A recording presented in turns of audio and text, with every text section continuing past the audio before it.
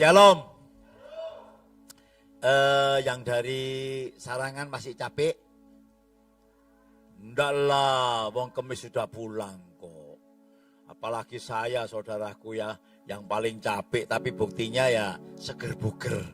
Ya, segala sesuatu, ya saya ulangi, segala sesuatu kalau kita nikmati dengan rasa syukur, dengan apa ya, kecintaan, maka nggak ada yang capek. Ya Pak ya? Saudara masih ingat waktu pacaran? Ingat enggak? Saya masih ingat saudaraku, saya pacaran itu hujan deres pol, saudara kedua saya di Ngaglik. Ya.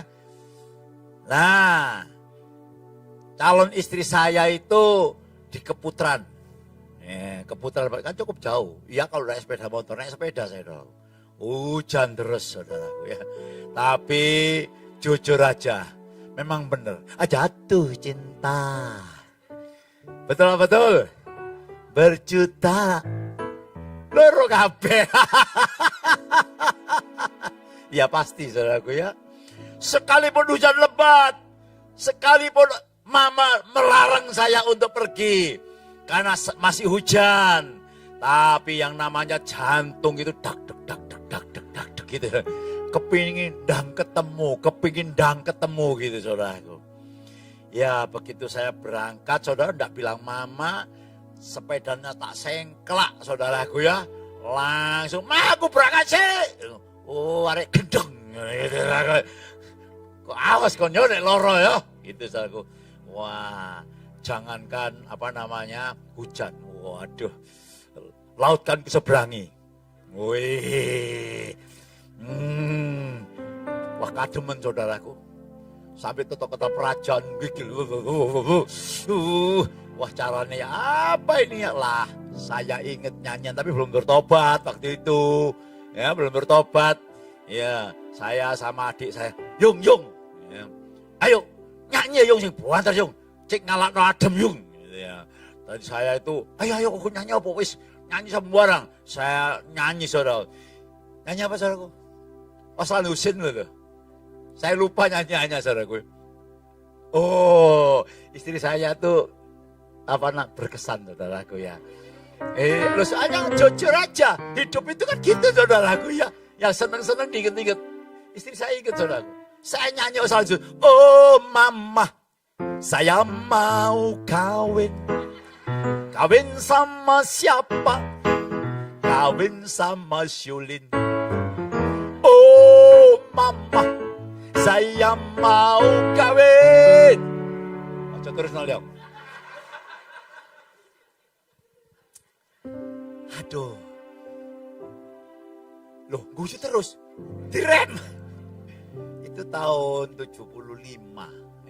Sekarang tahun berapa ya? Aduh. Tak terasa 48 tahun. 48 tahun. Mengarungi bahtera rumah tangga. Dengan segala suka dan duka. Tapi jujur, sejak saya bertobat tahun 82, rasanya surga pindah ke rumah saya semua. Semua orang numpang dok saudaraku. Sebab itu saya mau berbagi pada hari ini. Supaya saudara menghayati. Karena begini saudara, semua yang tercatat dalam Alkitab itu firman Allah. Ya. Dan sebagai orang yang percaya, orang Kristen itu beda dengan kepercayaan lain. Kalau kepercayaan lain, saudara menghafal masuk surga, katanya. Sekalipun saudara ngerti artinya, saudara hafal masuk surga, katanya. Tapi Kristen enggak ada. Ya. Kristen itu harus memahami, mengerti, ya, apa yang Tuhan katakan, yaitu Alkitab. Jadi bukan apal tok, tapi benar-benar paham apa yang Tuhan katakan. Dan saudara mulai melakukannya di dalam kehidupan saudara sehari-hari. Nah, itu yang dinamakan lahir baru bertumbuh. Ya. Bukan hanya sekedar agama, kamu harus begini, kamu harus begitu. Enggak saudaraku. Berdasarkan apa dengan Alkitab katakan, lalu kita paham, lalu kita akan menikmati berkat-berkat Tuhan. Siapa yang mau berkat sore hari ini? Sampai katakan. Berikan tepuk tangan yang banyak buat Tuhan. Kita akan belajar dengan cepat yang bernama Mephiboset. Siapa itu Mephiboset? Memang tidak terkenal, ya. Tetapi dalam perikop ini yang akan kita baca, kita dapat belajar, ya, sesuatu yang akan mengubah hidup saudara. Kita akan memahami sesuatu yang akan membawa saudara pengenalan akan Tuhan lebih gamblang lagi, yaitu di dalam 2 Samuel 9 ayat 1 sampai ayat 13. Nah, akan saya bagi 3 saudaraku, ya, ayat 1 sampai ayat 3, lalu ayat 6 sampai 8, ya. Saya ambil poin-poinnya saja yang penting, lalu ayat 9 sampai ayat 13. Ya, kita baca dulu. Ayat 1 sampai ayat 3. 2, 3. Berkatalah Daud, masih adakah orang yang tinggal dari keluarga Saul? Maka aku akan menunjukkan apa? Kasihku kepadanya oleh karena Yonatan. Lucu ini saudaraku ya. Kenapa lucunya saudaraku? Saul itu musuhnya Daud. Selama hidupnya Saul itu selalu mengejar-ngejar Daud karena iri, mau dibunuh. Ya. Tetapi begitu begitu Daud menjadi raja, dia berkata, ya satu tadi, ayo, adakah keluarga Saul mempunyai berkatalah Daud, masih adakah orang yang tinggal dari keluarga Saul? Maka aku akan menunjukkan kasihku kepadanya oleh karena Yonatan. Kasih yang di dalam ayat ini saudaraku, itu namanya apa ya? Hesed. Ya, bahasa Ibrani itu hesed. Kemarin sudah diajar sama Yosua, hesed itu artinya kasih yang apa namanya? Kasih yang setia. Tak terlalu saudaraku, tak ngerpes dulu ya.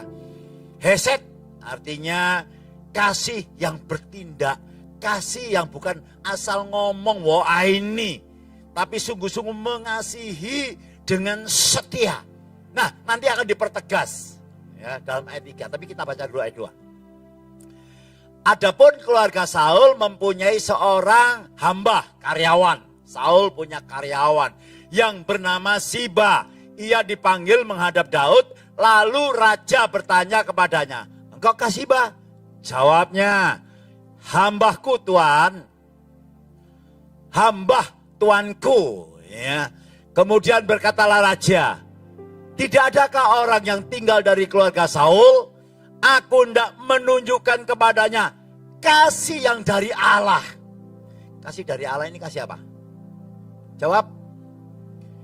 Kasih agape, katakan agape. Iya, dalam Ibrani itu ada atau Yunani itu ada 3 kasih ya. Kalau saya dulu belajar, saudara, eros itu kasih nafsu, ya, hawa nafsu. Lalu kasih filio itu kasih sesama, saudaraku. Tapi tingkat yang lebih tinggi namanya kasih itu agape. Apa sih agape itu? Kasih yang senantiasa memberi tanpa menuntut balasan. Ya, kasih yang tanpa pamrih. Kalau manusia kadang-kadang mengasihi karena karena ada tujuannya. Tapi kasih agape enggak. Dia rela memberi tanpa menuntut balasan. Itu kasih Allah. Nah, dalam ayat ini saudaraku kita belajar supaya saudara mengerti bahwa kasih agape itu kasih Allah. Daud ini gambaran sebagai Allah Bapa. Anggap saudaraku ya. Lalu berkata Siba kepada raja, masih ada seorang laki-laki Yonatan, saya ulangi, masih ada seorang anak laki-laki Yonatan yang cacat kakinya. Saudaraku yang kekasih, ternyata Daud ya mempedulikan keturunan Saul karena Yonatan ini sahabat karib Yonatan ini apa ya? Yonatan ini sebagai teman sejiwanya. Kalau saudara baca nanti di dalam Tawarik, 1 Samuel 18 ayat 3, Yonatan mengikat perjanjian dengan Daud karena ia mengasihi dia seperti dirinya. Nah, ya dirinya sendiri, terima kasih. Nah saudaraku yang kekasih, ternyata saudaraku kasih Daud sampaikan kepada keturunan Saul, bukan karena Saulnya saudaraku. Saul ini gambaran sebagai Adam yang pertama. Manusia sudah jatuh dalam dosa, ya, sehingga manusia ini tidak ada sesuatu pun yang benar, dikatakan firman. Semua manusia sudah berdosa. Roma 3 ayat 23, ya, dan upah dosa itu maut. Nah saudaraku, tapi Daud, ya, ingat akan perjanjian dengan Yonatan, ayahnya Mesiboset. Jadi cucunya Saul. Siapa ya Yonatan kira-kira ya? Ini gambaran daripada Adam yang kedua. Kristus, saudara dan saya. Haleluya. Ya, orang yang sudah percaya kepada Tuhan, dia adalah orang yang sudah dilahirkan kembali. Mari kita buka dulu saudaraku di dalam Roma 5 ayat 12. Ya. Saya ulangi, ya, Yonatan gambaran sebagai Adam yang kedua, yaitu Yesus, ya. Jadi kalau saudara baca kisah Mephiboset ini, sesuatu yang indah sekali, memberikan pencerahan kepada kita. Demikian bunyinya Roma 5 ayat 12.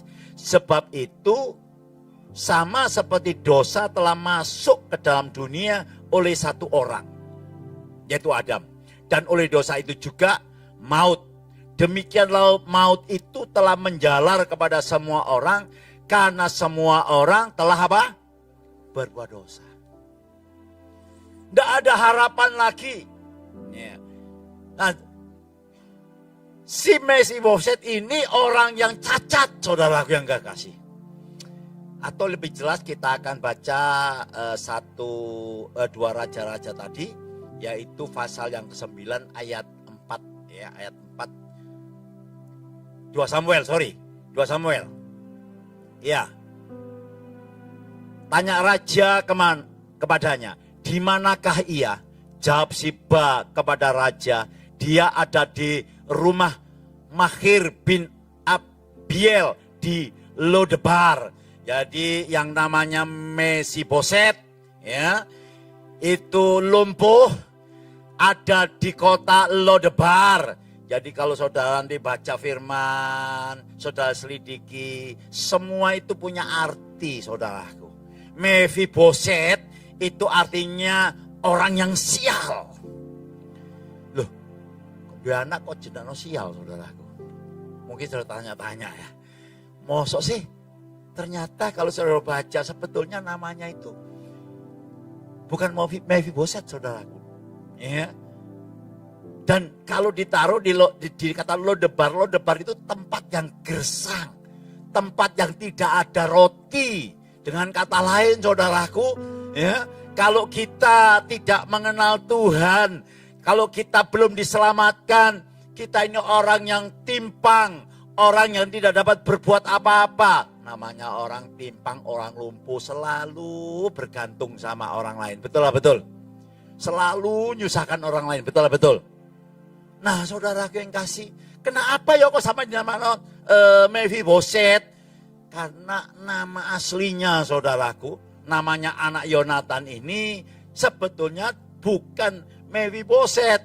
Namanya 1 Tawarik 9 ayat 40. Ya. Jadi kalau saudara belajar, ya, maka saudara akan mengerti kebenaran firman Tuhan. Yuk, 1 Tawarik 9 ayat 40. Anak Yonatan ialah siapa? Meribaal. Loh, kok sampai di dalam Mephiboset? Karena begini saudaraku ceritanya. Ya. Waktu Saul perang dan Yonatan, ayahnya Mephiboset, mati, inang pengasuhnya itu membawa lari yang namanya Meri Baal. Dibawa lari karena tergesa-gesa jatuh. Akhirnya kakinya timpang lumpuh pada usia 5 tahun. Nah, Bapak Ibu yang kekasih, siapa Mephiboset? Mephiboset itu sesungguhnya yaitu kita.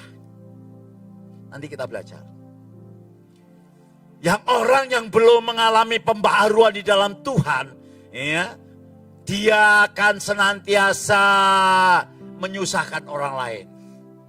Tapi begitu kalau saudara sudah mengerti kebenaran firman Tuhan, sebetulnya kita ini sudah dipulihkan dalam Kristus. Yuk kita baca dulu, yaitu di dalam Roma 5 ayat yang ke-16.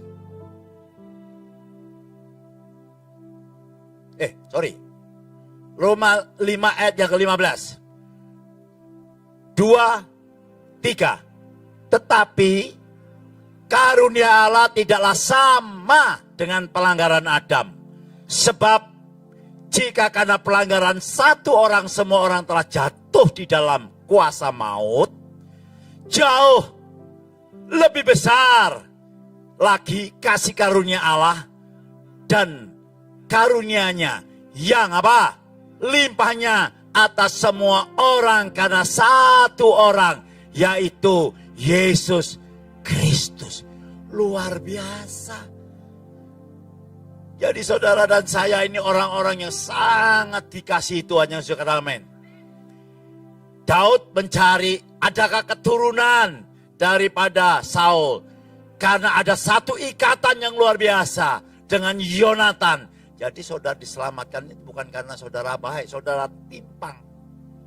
Nanti kita akan baca, Mephiboset mengatakan, aku ini hamba seperti anjing yang sudah mati. Ya memang kita anjing yang sudah mati. Gak ada harapan lagi. Tapi Allah sendiri yang berinisiatif. Selalu Allah yang mencari manusia. Coba bayangkan saudaraku, Adam dan Hawa jatuh dalam dosa. Mereka bukan mencari Allah, tapi mereka menyembunyikan diri. Betul-betul saudaraku. Mereka ditegur malah alasannya banyak saudaraku. Menyalahkan istrinya, menyalahkan siapa ular, ya, menyalahkan ya apa yang dapat disalahkan. Tidak tahu ya orang kalau salah ditegur, kalau belum sadar selalu cari kambing. Kambing apa? Kambing hitam ya, bukan kambing belang-belang ya. Heran kalau zaman kambing hitam. Selalu gitu. Gak mau, aduh, aku salah. Tapi Daud itu luar biasa loh. Ya. Waktu kisah dia berdosa, ya, dia ditegur Abinatan langsung dia bertobat. Maka itu Tuhan sangat mengasihi Daud. Karena Tuhan datang ke dalam dunia, firman-Nya berkata, Anak manusia datang, ya, untuk menyelamatkan mereka yang terhilang. Saudara dan saya dulu terhilang. Tapi begitu saya bertobat terima Kristus, saudara orang yang dikasihi Tuhan. Tepuk tangan yang banyak buat Tuhan. Sebab itu, yuk lihat seterusnya bagaimana. 2 Samuel 9 ayat 6 dan 8. Ya, mungkin saudara saat ini ada di Lodebar, ya, tempat yang gersang, tempat yang sunyi. Saudara merasa ya sendirian, apalagi semenjak COVID melanda, ya, ada yang meninggalkan saudara, pasangan saudara. Tapi hari ini Tuhan ingatkan kepada saudara, ya, saudara tidak lagi di Lodebar. Kabar baiknya Dia memperhatikan saudara. Tepuk tangan yang panjang buat Tuhan. Ayo baca 2, 3 dan ayat 6 sampai 8. Dan Mephiboset bin Yonatan bin Saul masuk menghadap Daud. Ia sujud dan menyembah. Kata Daud, Mephiboset, jawabnya, inilah hamba Tuanku. Kemudian berkatalah Daud kepadanya, apa? Jangan takut, sebab aku pasti akan menyerahkan kamu kepadamu oleh karena Yonatan ayahmu. Dan aku akan mengembalikan kepadamu segala ladang Saul, nenek moyangmu, dan engkau akan tetap makan sehidangan dengan aku. Sampai di situ dulu, saudara. Saudaraku, Mephiboset tersungkur dan dikatakan oleh Daud, jangan takut. Saya merasakan, ya bukan merasakan, saya tahu pasti. Dari umur 5 tahun, Mephiboset itu sudah timpang dibawa lari dan dia mendengar bagaimana engkongnya Saul itu mau membunuh yang namanya Daud. Tetapi sekarang dia dicari oleh Daud. Pasti dia takut. Pasti dia gemetar. Iya apa ya saudaraku? Lodebar itu tempat sunyi untuk bersembunyi. Jadi kalau saya bayangkan saudaraku, hidup yang namanya Mephiboset selalu dalam ketakutan. Tidak ada kemerdekaan. Tidak ada apa-apa, dia takut sendiri. Ada apa-apa, ada orang bunyi tok tok tok, dia takut saudaraku. Karena apa? Karena dari kecil sampai dia besar, dia tahu, dia sampai timpang, dia sampai dikatakan Mephiboset sial. Karena engkongnya mau membunuh yang namanya Daud. Sekarang tiba saatnya dia dicari oleh Daud. Pasti gemeter semua. Manusia itu selalu perasaan yang negatif. Ya. Dosa itu selalu perasaannya negatif. Ada cerita saudaraku. Ya. Si jahat, musuh kita itu. Ya. Taktiknya tetap dari dulu sampai sekarang, saudaraku. Pertama, dia akan datang kepada saudara gini. Buat apa kamu jadi orang kudus itu? Lihat itu loh. Enak tuh orang-orang itu. Mereka tidak apa-apa sampai sekarang, mereka tidak apa-apa. Berbuat zina, nipu sana, nipu sini. Lihat, tidak apa-apa. Nah, mungkin saudara bertanda, saya anak Tuhan. Jangan gitu, sok suci saja. Loh, lihat. Itu pendeta besar, jatuh dalam dosa. Tapi tidak apa-apa buktinya. Cobalah. Lama-lama karena terus saudara tidak mau nolak. Ya loh, saudara mulai mencoba. Jadi kalau saudara berpikir yang demikian, itu membuka celah iblis. Masuk melalui mana? Melalui pikiran. Setelah saudara melakukannya, ya, iblis itu taktiknya saudaraku dari dulu sama, saudara. Dia akan berkata demikian. Nah, katanya kamu sudah bertobat. Lah kamu kok berbuat dosa? Sudahlah sama saja, Tuhan sudah ada. Buktinya lo kamu udah dicegah. Saudara dan saya diciptakan bukan seperti robot, yang setuju katakan amin. Ya, kita segambar dan serupa dengan Tuhan. Diberikan free will, kebebasan. Ya. Nah, saudaraku, iblis mulai. Ya, terus engkau saudara tidak menolak, saudara tidak ngusir dan mengabaikan, maka itu firman Tuhan berkata, ya, lawanlah iblis. Yakobus berkata demikian, maka dia akan lari daripadamu. Karena sama semua orang yang percaya di seluruh dunia menderita pencobaan yang sama. Tapi kabar baiknya, roh yang di dalam kita lebih besar dari segala roh yang dalam dunia. Amin. Berikan tepuk tangan yang banyak buat Tuhan. Daud berkata, jangan takut, sebab aku akan menunjukkan kasihku kepadamu oleh karena Yonatan ayahmu. Aku akan mengembalikan kepadamu. Tuhan akan memulihkan. Saudara, yang menjadi masalah orang Kristen itu, saudaraku ya, bukan rohnya. Rohnya tidak bisa diodek-odek lagi, saudaraku. Dia sudah lahir baru. Yang menjadi masalah itu yaitu jiwanya, terutama pikirannya. Maka itu firman Tuhan berkata, berubahlah akal budi. Coba dibaca Roma pasal 12 ayat 1 dan ayat 2. Ini saudara yang menjadi problem, supaya kita dapat terus melihat, mengalami kemenangan demi kemenangan. Ayo kita baca, yang keras. 2, 3. Karena itu saudara-saudara, demi kemurahan Allah, aku menasihatkan kamu supaya kamu apa? Mempersembahkan tubuhmu sebagai persembahan yang hidup, yang kudus, yang berkenan kepada Allah. Itu adalah, ini pertobatan, menyerahkan hidup saudara seluruhnya, semua. Ya, Tuhan hanya minta saudara berserah kepadanya sepenuhnya. Tuhan nanti sendiri akan bertindak. Saudara tidak nurut. Kalau saudara pakai logika terus, saudaraku, saudara terus akan terbentur dan saudara tidak akan melihat kasih dan kuasa Tuhan. Dan diteruskan ayat 2. Janganlah kamu menjadi apa? Serupa dengan dunia ini. Tetapi apa?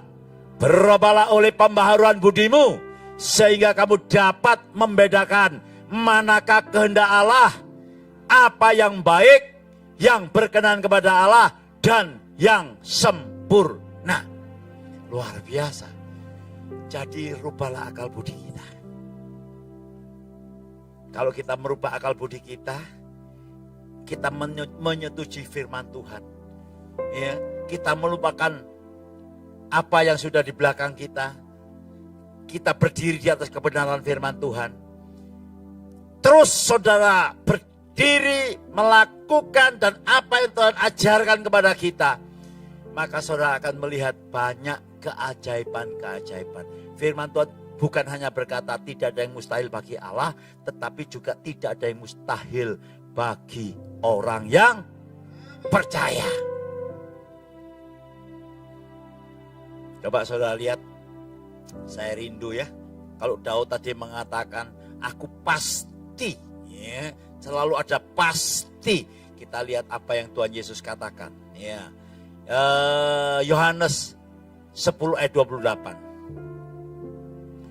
Saudara, banyak orang ragu-ragu akan keselamatan. Ya.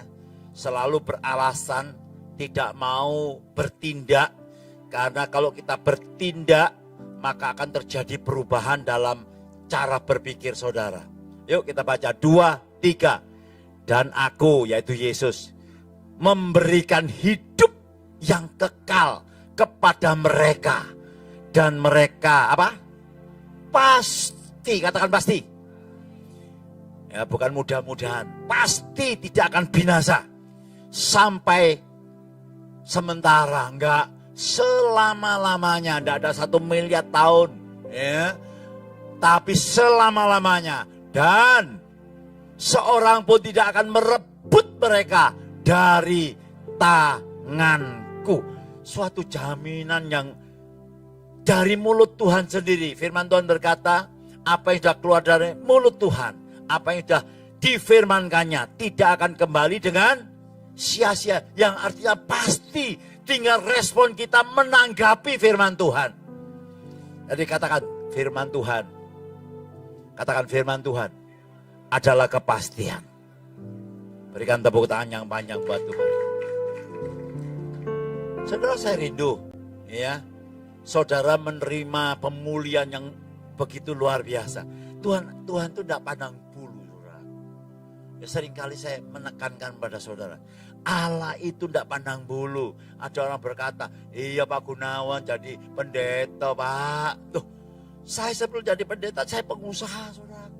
Ya, Tuhan tidak pandang bulu. Bahkan dengan usia saya sekarang ini 70 tahun. Orang-orang yang sudah bertobat, yang mendapat firman. Ya, bukan hanya dari khotbah-khotbah kesaksian saya, dorongan. Mereka sekarang yang taat dengan firman Tuhan. Sekalipun dia tidak di gereja sini, saudaraku ya. Saya melihat hidupnya berubah semua. Kemarin, waktu di mana? Sarangan. Ya, Pak Mul bersaksi. Ya, dulunya dia masuk penjara. Ya, saya berani mengatakan karena sudah berani bersaksi. Ya, dipulihkan Tuhan. Dipercaya oleh orang lagi. Ya, saya tahu itu karena pekerjaan Tuhan. Sekarang dipulihkan seperti apa yang dikatakan firman tadi. Ya, dia semua kekayaan warisannya ladang dari Saul diberikan semua kepada Mephiboset. Itu terjadi saudaraku. Karena apa? Bukan karena Mephibosetnya, tapi karena Yonatannya saudaraku. Demikian juga kita, bukan kitanya, karena Yesusnya yang kita imani. Yang sudah katakan amin. Itu memberikan kelimpahan kepada kita. Siapa lagi saudaraku? Ya. Bu Fani tadi pagi berdiri di sini. Ya. Juga saksi. Dia tahun 22, sekarang 23, tahun 22 awal. Dia itu kena cancer stadium 4. Berat badannya tinggal 38 kilo, bayangkan. Ya. Dia bersaksi saudaraku. Seger buger. Dan akhir tahun bulan Maret dinyatakan oleh dokter sudah bersih. Dan sekarang berat badannya 55 kilo. Kembali. Namanya Pak Derajat. Dulunya dari saudara sepupu kita, dia nikah ya sama istrinya, berjalan berapa waktu jadi anak Tuhan, tapi mungkin belum lahir baru. Saya tidak mau menghakimi. Dia kembali lagi punya apa saudara?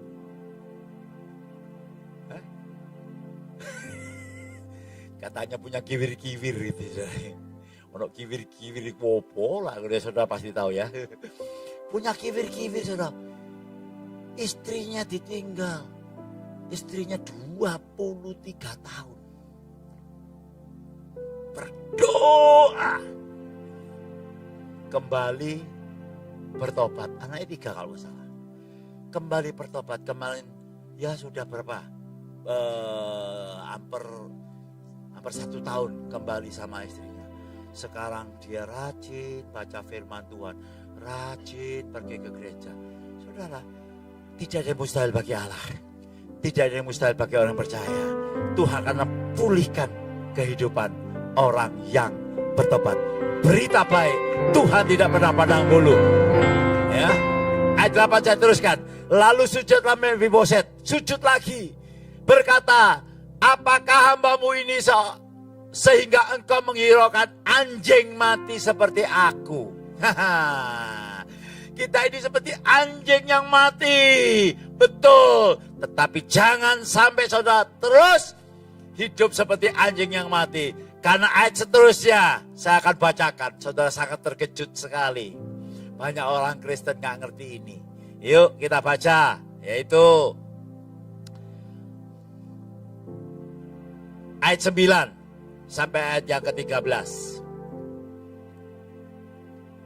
Lalu raja memanggil Siba, hamba Saul itu, dan berkata kepadanya, ya saudara simak aja ya, segala sesuatu yang adalah milik Saul dan milik seluruh keluarganya, ku berikan kepada cucu tuanmu ini, yaitu Mephiboset. Diulangi saudaraku ya, engkau harus, siapa yang mengerjakan? Mephiboset? No. Mephiboset tidak bisa bekerja. Dia lumpuh, dia timpang. Gambaran dari kita orang percaya. Ya, tidak bisa apa-apa. Ya. Engkau harus mengerjakan tanah baginya. Engkau, yaitu Siba, pengawalnya Saul, engkau anak-anakmu dan hamba-hambamu dan harus membawa masuk tuanya supaya cucu tuanmu ini ada makanan. Mephiboset, cucu tuanmu ini akan tetap makan sehidangan dengan aku. Perhatikan. Oh, sekalipun timpang, Daud bukan terus, kecewa ndak saudaraku. Dia tetap bukan hanya diberikan pemulihan segala sesuatunya. Dia diberikan kedudukan untuk makan sehidangan dengan raja.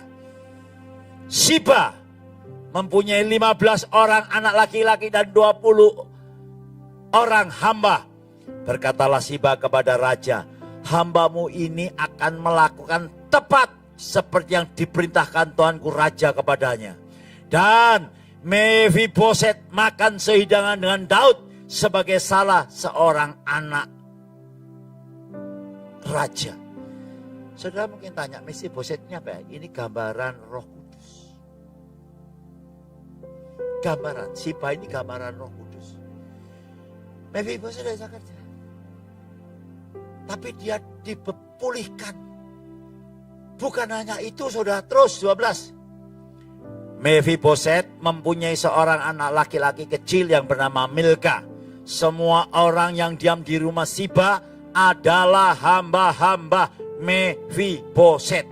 Demikianlah 13. Mephiboset diam di Yerusalem. Sebab ia tetap, loh saudaraku, tekanannya Daud. Ya, firman Tuhan mengatakan, sebab ia tetap makan sehidangan dengan raja. Adapun kedua kakinya timpang, diperjelas lagi.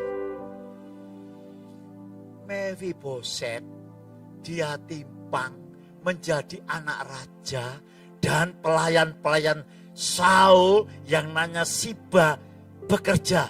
Dan Siba berkata, Tuanku Raja perintahmu akan tepat saya laksanakan. Kalau bukan Roh Kudus, tidak mungkin kita dapat melihat karya-karya yang ajaib. Sebab itu saudara perlu berserah. Saudara perlu ikuti jalannya Tuhan. Sehingga saudara boleh melihat dengan iman percaya. Mujizat-mujizat. Bukan hanya dipulihkan, tetapi dia diangkat menjadi anak Allah. Anak Raja. Saya ingat pujian lama saudara. Saya rindu saudara bangkit berdiri semua. Aku anak raja, engkau anak raja, haleluya.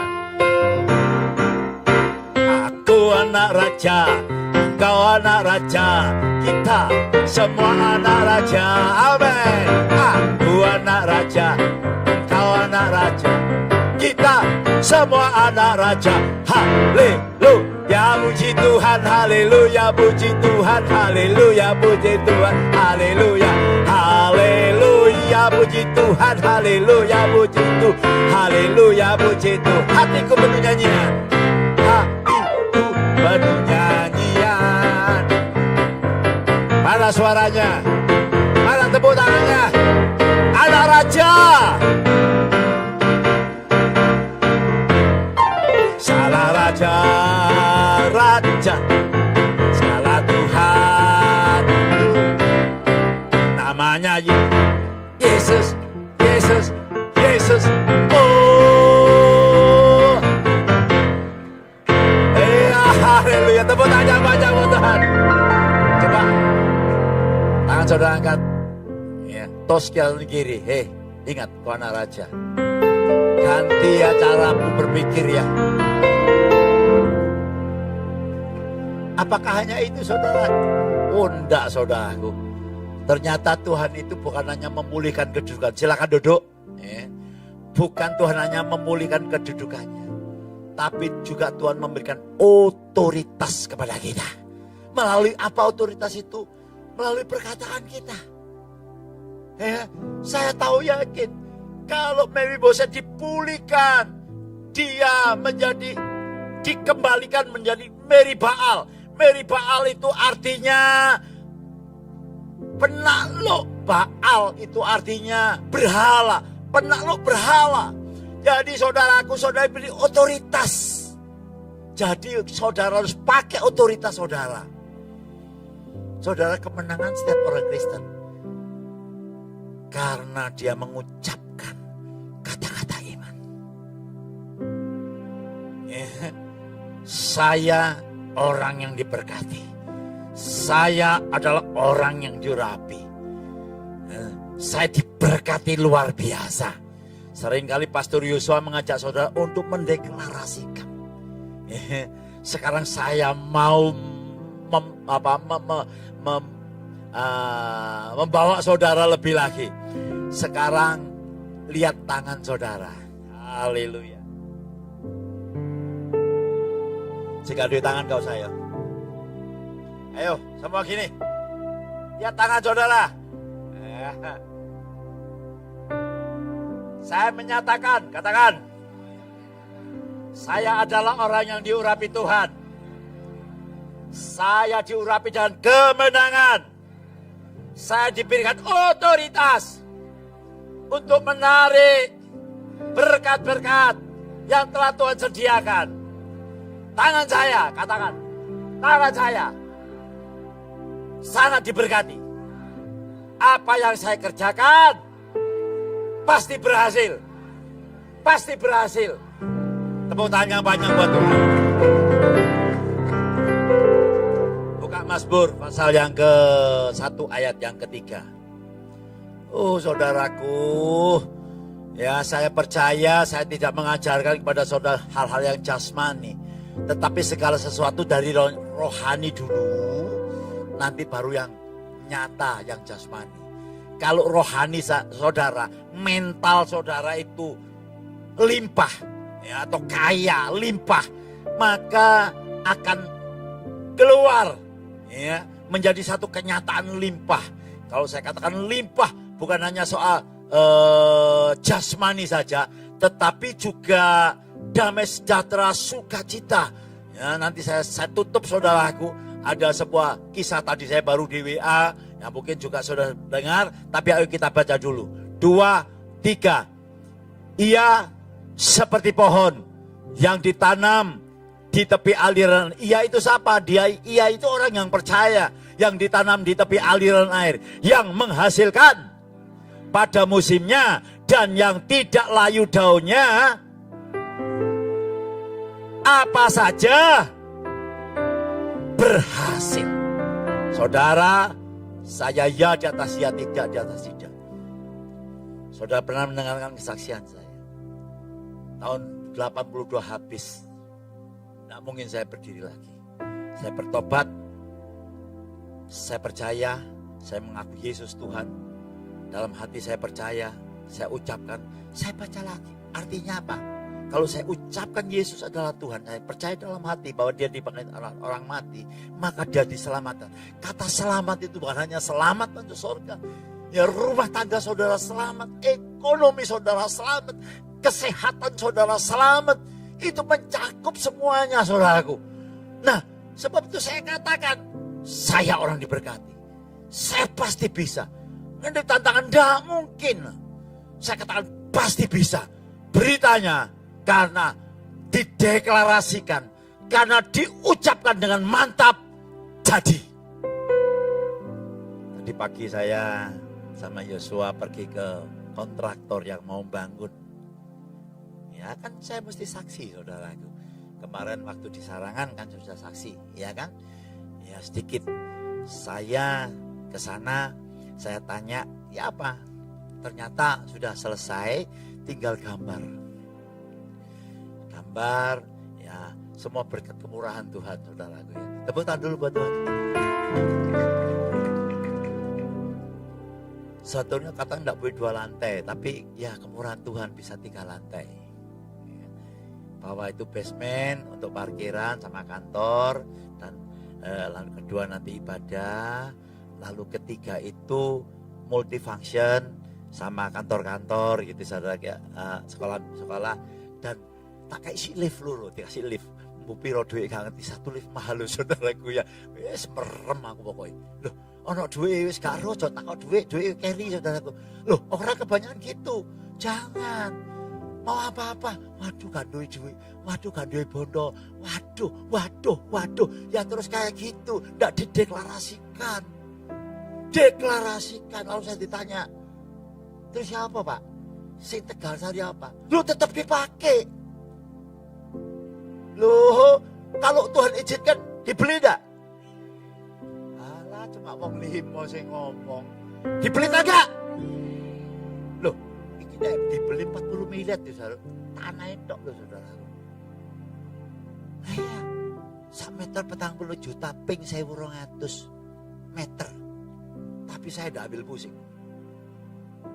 Ada orang ngomong, Pak, umurku sampai ini loh Pak. Lapo ngotot-ngotot. Hidup saya panjang.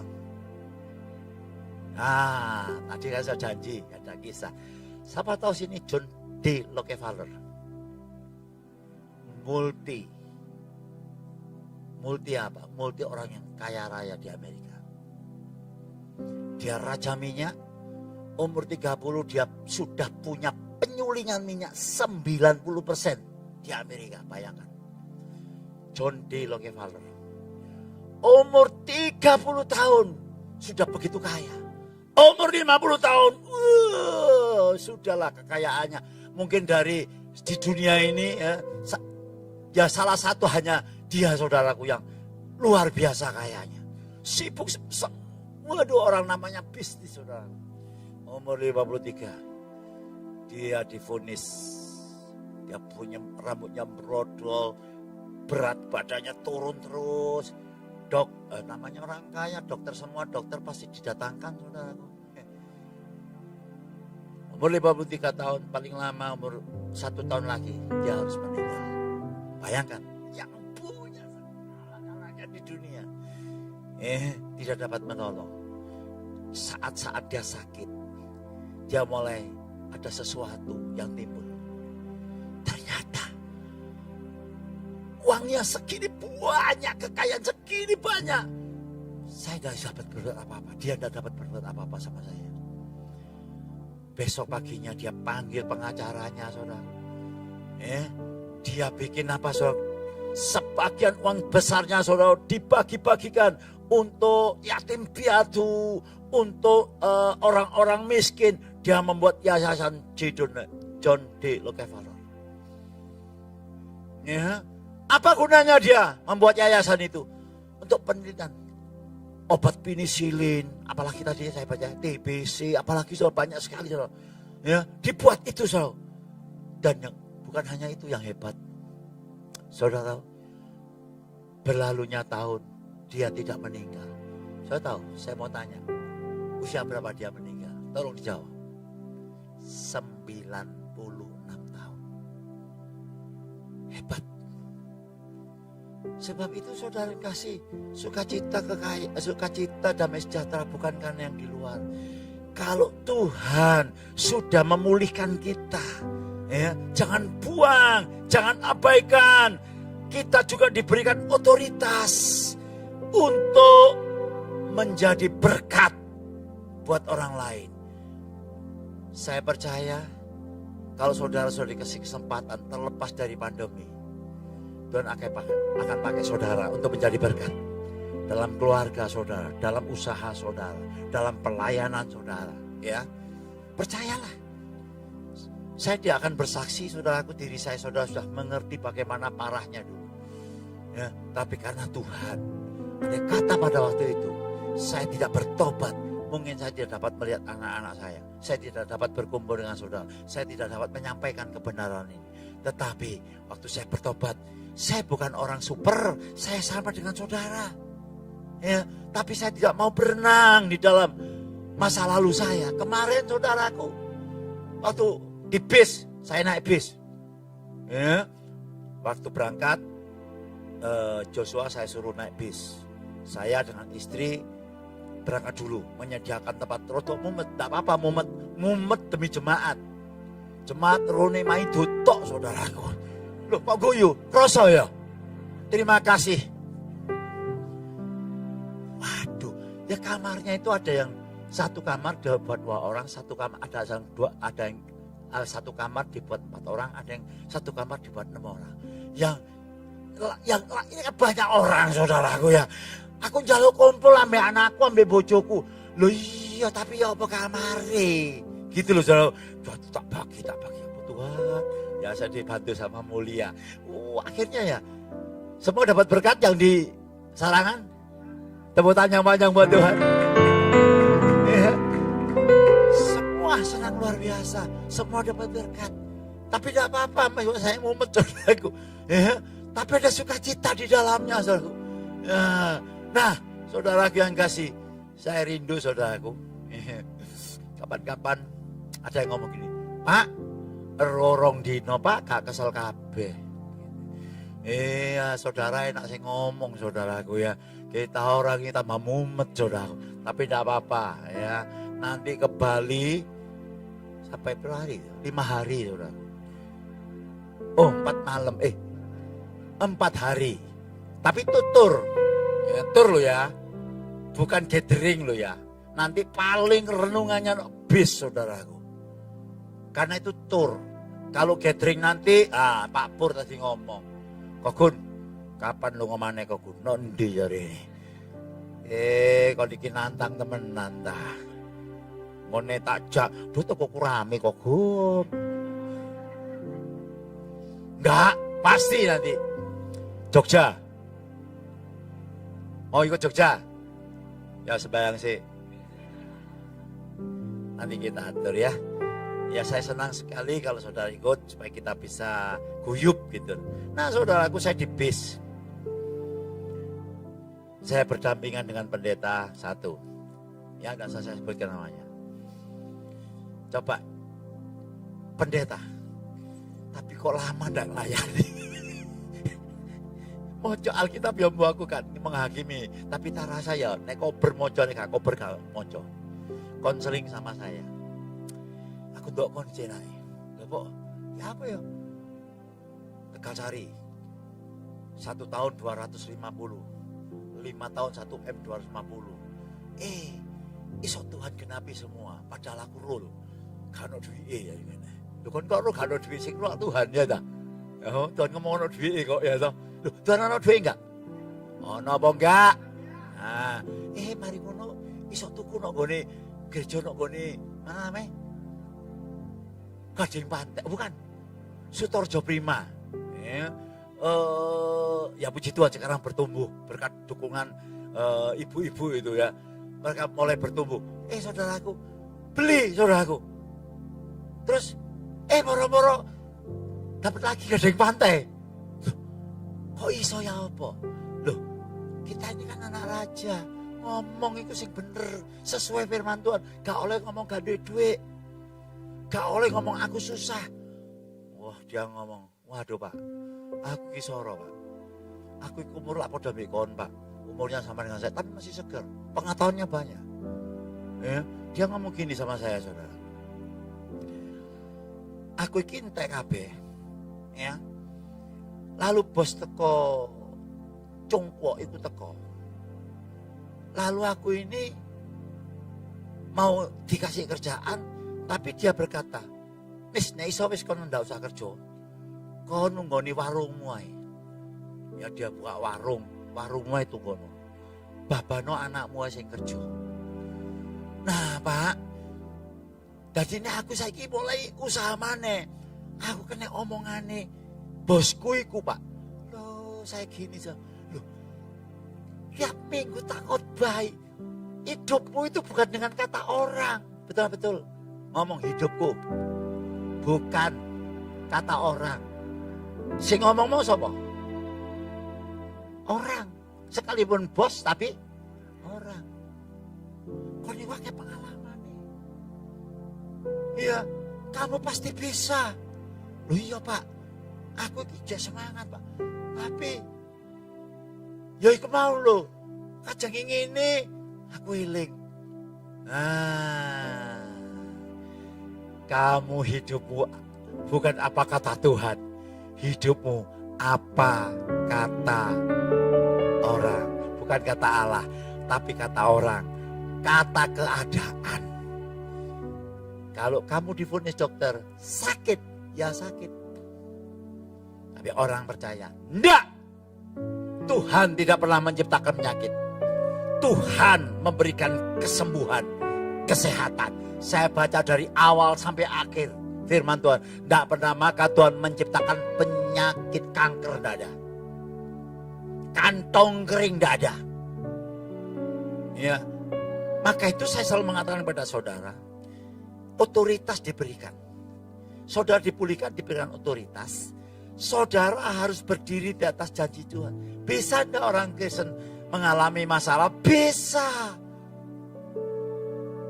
Tapi kita tidak boleh terikat dengan masalah itu. Kira-kira paham enggak?